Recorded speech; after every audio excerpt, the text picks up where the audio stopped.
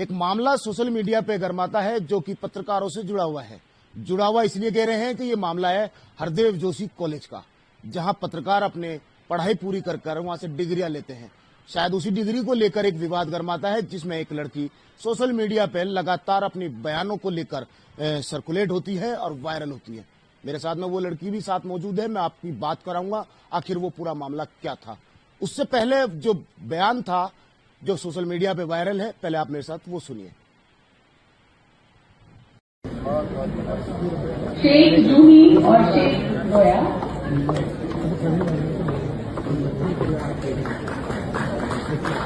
HDU का बेइज्जती करके इज्जत देने का बहुत बहुत शुक्रिया। आपने वीडियो में देखा कि किस तरीके से जो बयान था सारा का, वो आपने सुना। किस चीज पे विवाद गरमाता है, सोशल मीडिया पे वायरल होती है। वही लड़की मेरे साथ मौजूद है।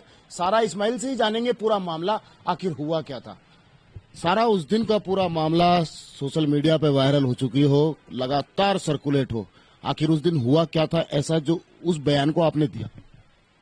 सर, बात ये थी कि हमारे पास में एचडीयू के ऑफिशियल ग्रुप से मैसेज आ चुके थे और वीसी के बकायदा वीडियोस आ गए थे कि हमें सभी स्टूडेंट्स को, यानी कि 2 बैचेस को एचजेयू के अंदर 2024 और 2025 के बैचेस को डिग्री दी जाएगी। 271 बच्चों को कॉन्वोकेशन के दिन डिग्री दी जाएगी। ये बयान वाइस चांसलर ने हमको दिया।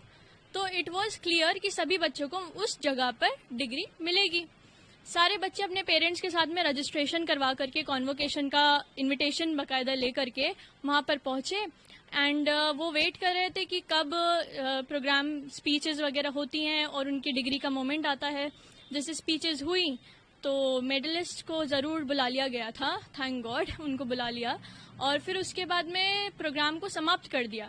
12 मेडलिस्ट को मेडल दे दिया, डिग्री दे दी और प्रोग्राम का राष्ट्रगान और राष्ट्रगीत के साथ में समाप्ति का पूरा आयोजन कर दिया। मतलब 12 लोगों को मेडल और सर्टिफिकेट जो डिग्री देनी थी उनको देने के बाद में वो पूरा प्रोग्राम खत्म कर दिया गया। हाँ जी, ये पहले प्लान नहीं था।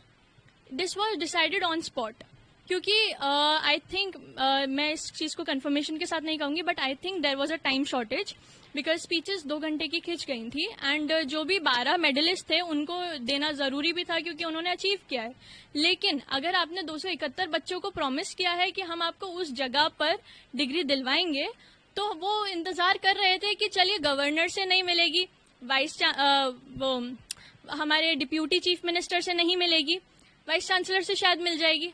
अगर उनसे भी नहीं मिलेगी तो कोऑर्डिनेटर या हमारे प्रोफेसर्स ही हमको दे देंगे। तो बच्चों के अंदर कहीं पे भी गुस्सा इस बात का नहीं था कि चीफ गेस्ट हमको डिग्री नहीं दे रहे हैं। उनके अंदर गुस्सा था कि आपने हमें बोला है सम्मान के साथ में आप हमें यहाँ पे डिग्री देंगे, दीक्षांत समारोह है, दीक्षांत हमें आपको प्राप्त होगा, और आपने उसी के लिए हमको इनकार कर दिया जैसे कि हमारी कोई वैल्यू ही नहीं है। ये हुई थी सबसे बड़ी बेइज्जती, क्योंकि देश भर से बच्चे आए थे, अपने माँ बाप के साथ आए थे और वहां पे माँ बाप का चेहरा जब मायूस होता हुआ दिखा बच्चों को, क्योंकि उनके साथ में जो वादा किया उसका इनकार कर दिया गया। यहाँ पे इस बेइज्जती के जो मना करा गया था, मैं एक बार आपको रोकूंगा, जब मना करा गया था तो पहले तो सूचना आपको दे दी जाती है अकाउंट के जरिए, आपके पास डिटेल आ गई थी, उसके बाद आप लोग उसी तैयारी से पहुंचे थे। तो ये जो बाद में जो मना किया था, ये मंच से मना किया गया था? जी जी जी, मंच पे अनाउंस हो गया, क्योंकि मंच पे अनाउंसमेंट चल रही थी रेगुलरली। हम उसी के भरोसे बैठे थे, हमारे पास में और कोई ऑप्शन नहीं था, क्योंकि हमें पता है कि हमारे पास डिग्री दी जाएगी, लिखा हुआ है ये तो हम वेट ही कर रहे थे कि अनाउंसमेंट कब होगी। अब अनाउंसमेंट हो गई, सब कुछ हो गया। अनाउंसमेंट बताइए, जिस तरीके से अनाउंसमेंट होती है वो क्या थी? सर, अनाउंसमेंट ये थी कि जैसे ही गोल्ड मेडलिस्ट का हुआ तो सबसे पहले उन्होंने बुलाया कि मैं डिग्नेटरीज को मंच पे वोट ऑफ थैंक्स के लिए बुलाना चाहूंगी। तो हमने सोचा यार उनको जाना होगा, कोई बात नहीं, वोट ऑफ थैंक्स हो जाने दो। फिर उसके बाद उन्होंने कहा कि सभी बच्चे स्टेज पर आ जाएं, फोटोज खिंचवा लीजिए। अगेन डिग्नेटरीज को जाना था तो बच्चे फोटोज खिंचवाने के लिए आ गए।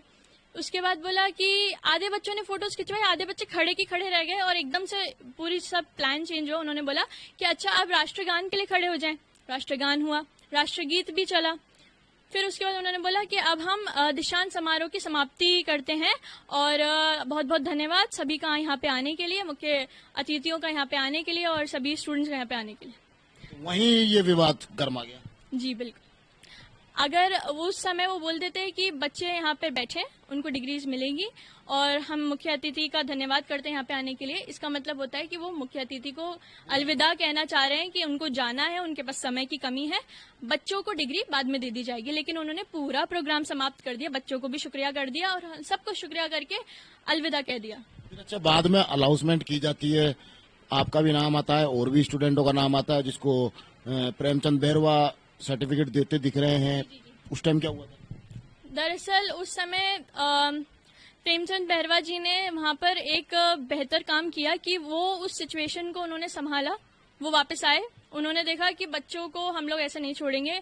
और बात ये भी थी कि जो बच्चे थे वो बाहर, काफी बच्चे गए है ना, काफी बच्चे चाह रहे थे कि जो अथॉरिटीज आई थी गवर्नर के साथ, ऑफ कोर्स गवर्नर को कोई फॉलो नहीं करेगा, प्रोटोकॉल्स होते हैं, तो बच्चों के अंदर, हम मास कम्युनिकेशन के बच्चे, इतना सबको पता था, तो उन लोगों ने उनको फॉलो नहीं करना चाहा था। अथॉरिटीज जो थी, वाइस चांसलर को सब लोग ढूंढ रहे थे कि एटलीस्ट उनसे बात हो जाए, क्योंकि वाइस चांसलर है वो हमारी यूनिवर्सिटी के, उनके थ्रू हमारे पास में डिग्री प्राप्त हो जाएगी, या फिर वो यूनिवर्सिटी वालों को बोल देंगे कि बच्चों को डिग्री सम्मान के साथ दे दी जाए। तो वो लोग उधर ढूंढ रहे थे, तो वहां पर हमारे एजुकेशन मिनिस्टर यानी प्रेमचंद बैरवा जी भी मौजूद थे, उनको भी मनाया गया। उन्होंने बोला कि हाँ ठीक है, चलो हम लोग आते हैं, आपको डिग्री देते हैं हम लोग।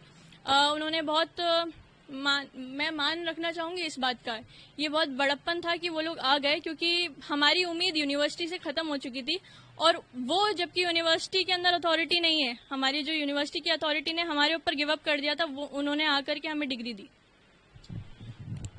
पत्रकारों पे लगातार जिस तरीके से कहते हैं ना अत्याचार, मैं अत्याचार ही कहूंगा। ये पत्रकारिता की शुरुआत थी, जो कॉलेज से डिग्री लेकर मार्केट में जाना, अब पत्रकारिता फील्ड में उतरना, ये शुरुआत में ही इस तरीके से डिमोनिटाइज कर दिया जाता है ये नए छात्रों को, कि आगे पत्रकारिता में अपना करियर ना बना सके। क्योंकि मैं इसलिए कह रहा हूं कि ये नया मामला नहीं है कि पत्रकारों के साथ इस तरह की हरकतें या कोई भी मामले हो, क्योंकि लगातार पत्रकार हमेशा जनता की आवाज उठाने के लिए सक्षम रहता है और खुद तकलीफ में रहता है। आज पत्रकार की बात करें तो सरकार पत्रकारों को चौथा स्तंभ तो कहना चाहती है, पर उनका साथ नहीं देना चाहती। ये उन्हीं की नई शुरुआत है, ये हमारे पत्रकारों की एक नई पीढ़ी है, जो इस पत्रकार फील्ड के अंदर इन्होंने अपनी बुलंद आवाज में एक विरोध जताया, जिसका खामियाजा शायद अब भुगतना पड़ रहा है। क्योंकि लगातार विरोध करना ये पत्रकारों की खूबी रही है कि किसी भी गलत चीज का विरोध करा जाए, क्योंकि पत्रकार का काम यही है। सारा एक विरोध और भी सामने आया था, आपने एक सर्टिफिकेट फाड़ा था, कुछ लोग आपका विरोध कर रहे थे। ये बहुत, जैसे कि हमारे पत्रकारिता में हमें सिखाया जाता है कि फेक न्यूज मत फैलाओ, पहले फैक्ट चेक करो, सोर्सेज कंफर्म करो, फिर आपको भरोसा करना चाहिए उस न्यूज पे।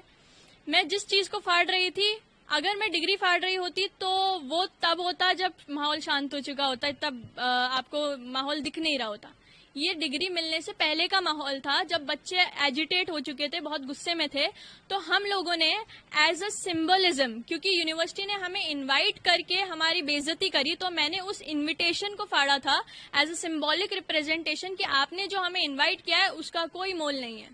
कुछ लोग उसको इस तरीके से दिखा रहे हैं कि जैसे आपने एक बहुत बड़ा गुनाह कर दिया है, और वो डिग्री फाड़ने का उसको सीधा सीधा इस तरीके से दिखाया जा रहा है। मेरे पास डिग्री रखी है, मैं चाहूँ तो दिखा सकती हूँ। अभी भी मेरा इनविटेशन फाड़ा गया था, और मैंने ही नहीं, काफी सारे बच्चों ने फाड़ा था। कुछ लोग ऐसा भी बोल रहे हैं कि हम लोगों के जो स्टूडेंट्स थे, एसजीओ के जो स्टूडेंट्स थे, उन्होंने ये पेपर फाड़ करके प्रेमचंद जी के ऊपर फेंका या वीसी के ऊपर फेंका, लेकिन वो बात बिल्कुल ठीक नहीं है, क्योंकि जब पेपर फाड़े जा रहे थे तब वो लोग जा चुके थे, और ये जो हालात चल रहे थे ये ऑडिटोरियम के अंदर चल रहे थे, और वो लोग तब ऑडिटोरियम के बाहर थे। हमारी फैकल्टी मौजूद थी, जो लोग थोड़ा सा डैमेज कंट्रोल करने की कोशिश कर रही थी, तो वहां पर स्टूडेंट्स पेपर फाड़ रहे थे, पेपर भी क्या, इन्विटेशन फाड़ रहे थे, जैसे मैंने इन्विटेशन फाड़ा था। पूरा मामला हमने देखा है, जाना है, समझा है, उसके बाद मैं आपके पास पहुंचा हूँ। कुछ ऐसा भी लग रहा है कि इस पूरे मामले को पत्रकारिता से हटा के राजनीति बनाना चाह रहे हैं? देखिए, हर चीज में राजनीति होती है। खैर, जो मुझे सबसे ज्यादा बुरी बात लग रही है ना, मुझे ये बुरी बात लग रही है कि लोगों ने अपने राजनीति करने के लिए अगर इसको इस्तेमाल भी किया है तो कोई बात नहीं, लेकिन जो मेन मुद्दा है उसको आप भूल गए। जो यूनिवर्सिटी के अंदर की खोखलापन है, जो यूनिवर्सिटी के अंदर की परेशानियां हैं, जिसकी वजह से वो गुस्सा उमड़ के आया।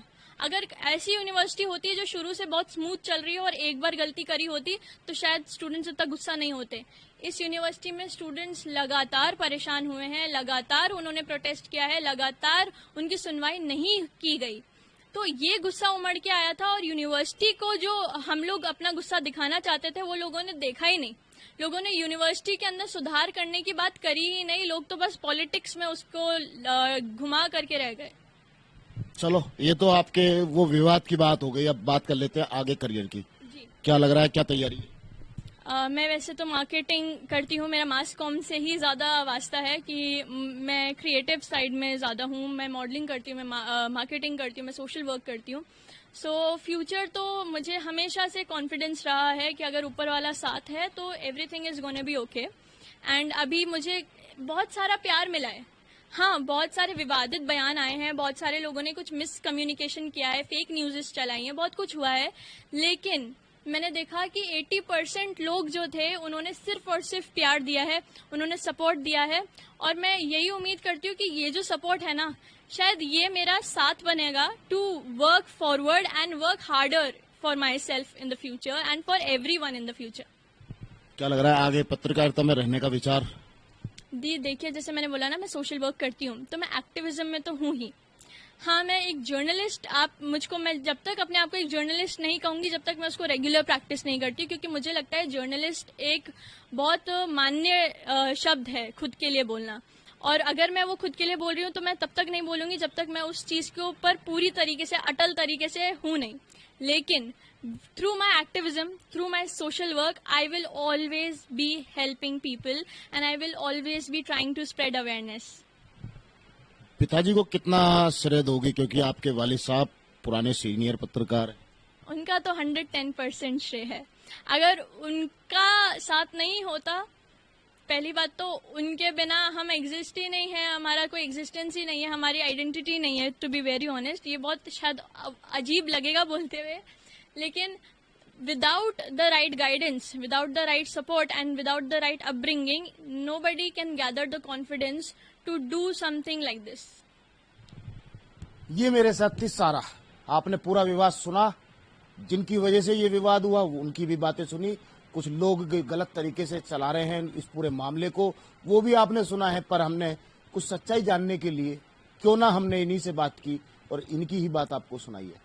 सबसे बड़ा सवाल उठता है पत्रकारिता का। पत्रकारिता को हर कोई एक सम्मान के साथ में देखा जाता है, सम्मान के साथ में नाम लिया जाता है, जहां सरकारें भी उनको आदर की बातें करती है, पर शायद सरकार की तरफ से आदर मिलता नहीं है। सवाल फिर भी एक ही है, पत्रकारों को जिस तरीके से सरकारें या आम जनता आदर के सम्मान में नाम लेती है, शायद वो सम्मान मिल नहीं पा रहा। अब देखना ये होगा कि सरकार कब तक पत्रकारों के लिए है या ऐसे नए युवा जो पत्रकारिता में आना चाहते हैं उनके लिए कोई कदम उठाती है या नहीं, या फिर पत्रकारिता की पढ़ाई करने के लिए भी लोगों को ढूंढना पड़ेगा। क्योंकि ये सवाल इसीलिए है, आखिर जब तक सरकार ऐसे पत्रकारों को और पत्रकार के परिवारों को जब तक मदद नहीं देगी, जब तक शायद उनकी आने वाली नई पीढ़ी पत्रकारिता में जाना भी पसंद नहीं करेगी। कैमरामैन घनश्याम मिश्रा के साथ मोहम्मद नफीस, जयपुर से।